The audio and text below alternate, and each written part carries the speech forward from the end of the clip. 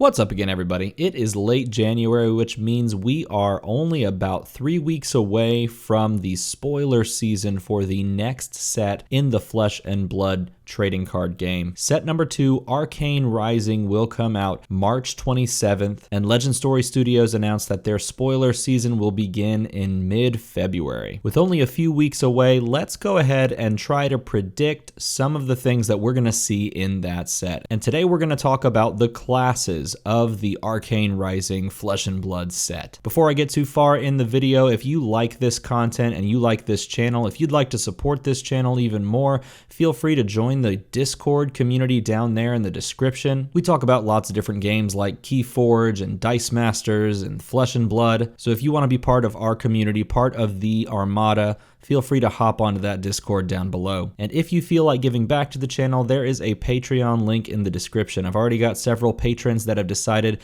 to support me, and I thank them so very much for doing so. All right, let's talk about the classes of the upcoming set of Flesh and Blood. Now, I don't actually think that there have been any confirmed reports of any of the new classes being officially named, so everything going forward is just speculation, but we are going to try to make some educated guesses based on what we know so far. So what do we know so far? Well, Legend Story Studios has already discussed that they plan to include magical classes into the game. These are classes that are not the traditional sword and shield fighting type classes, more using magic in different ways to attack your opponent. They also mentioned that they are going to introduce the remaining 4 regions that make up the World of Wrath. And if they do it like they did with the first set, it seems like they're going to relate a class or a hero to each of those regions. The final thing we need to understand and know about before we go ahead and make our predictions are what are the classes that they have already talked about creating for the game. And that can be found in the professions section of this hero book that they released to different game stores around the world. In the professions tab, we see that there are 12 different professions listed.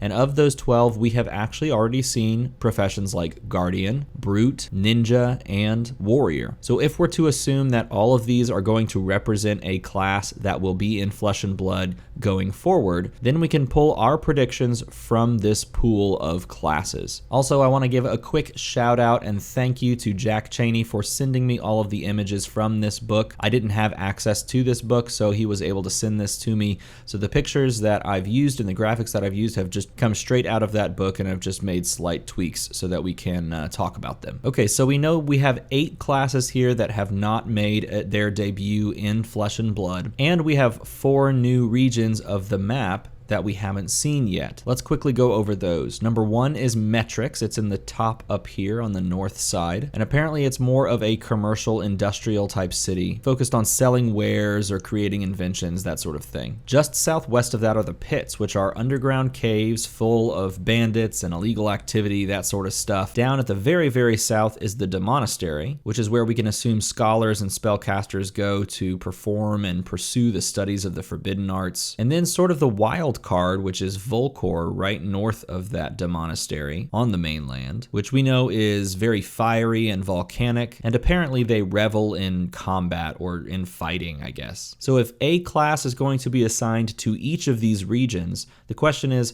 which classes most fit each region and how many of those classes are going to be spellcaster classes. Because again, Legend Story Studios emphasize that magical classes will be in this set. Now I can see them going one of 2 different ways. They could either give you like 2 different magical classes and 2 more conventional classes, or they can go full magic class and give you 4 different magical classes to play with in this set, which would sort of act as the foil to the 4 more traditional, conventional classes from the first set. So originally, I thought they would just load up on magical classes for this set, but after trying to sit down and really hack out what class best fits thematically with each region, I landed on a mixture of magic classes and more conventional combat classes. So let's break it down based on what I think is the most obvious choice for class that's going to show up in this set to least obvious. Number 1, the Necromancer. This one seems the the most obvious to me because we already know that there's a place called the Monastery.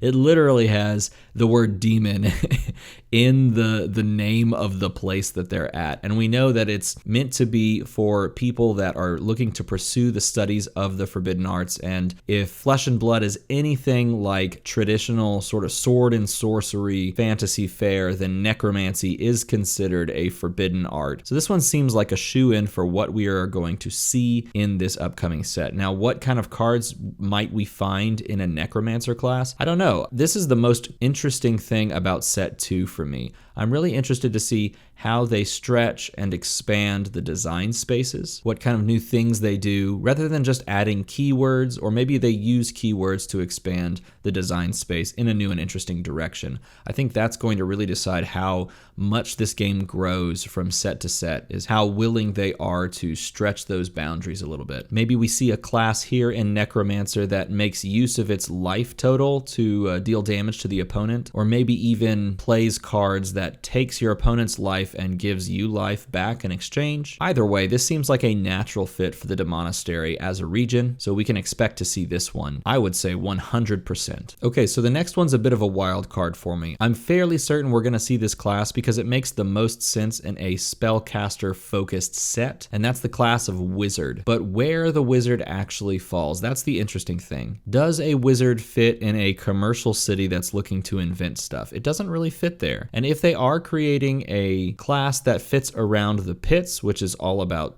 thievery or illicit activities, it doesn't really fit there either. So that really only leaves Volcor. And normally when I think of wizards, I think of like ice and water and that sort of thing, but I think Wizard actually makes a ton of sense here as a Pyromancer. So perhaps we don't see sort of a jack of all trades kind of wizard like in traditional fantasy themes or settings. Maybe we see one that's more focused on just controlling and using fire, because it is going to be taking place in this Volcor area, the fire place with lava and that sort of stuff.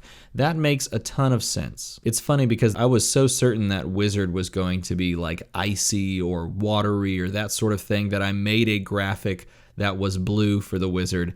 And then the more I thought about it, the more I thought it fit in the Volcor area, making it a fire wizard. So I expect to see some pyromancy going on in this set. Now, I'm not sure that these two connect in this way. It doesn't feel 100%, but I'm starting to get more and more confident with this. So we'll see in a few weeks if this prediction is correct. Now things seem to get a little bit more hazy. We're going to jump over to metrics. Again, this is very commercial, very metropolis-like. I almost picture it as a steampunk area, even though we haven't really seen much from it. And looking at all of the classes that are remaining, my prediction eventually landed on Alchemist. I think an Alchemist makes a ton of sense here. As an Alchemist, you set up a shop, you start selling your wares, you're trying to experiment with different elemental properties of metals and things, and then you're selling your wares in the city that you work in. But honestly, going into this set and thinking about how it might come out, I thought that they would just give us 4 different spellcaster classes.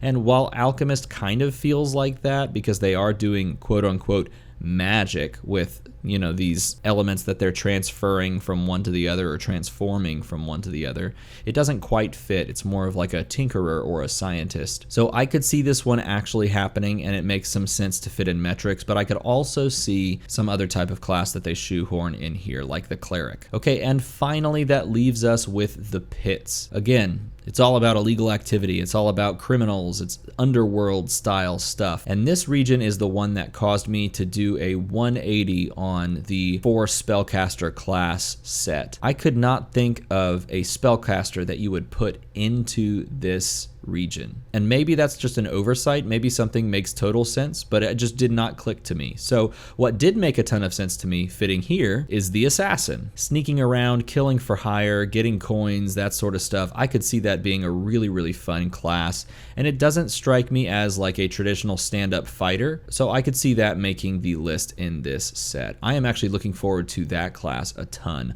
I like ninja in the sense that you can slam down a bunch of cards and do a bunch of sort of tricky combat trick things, and maybe assassin has even more of that. That might be right up my alley.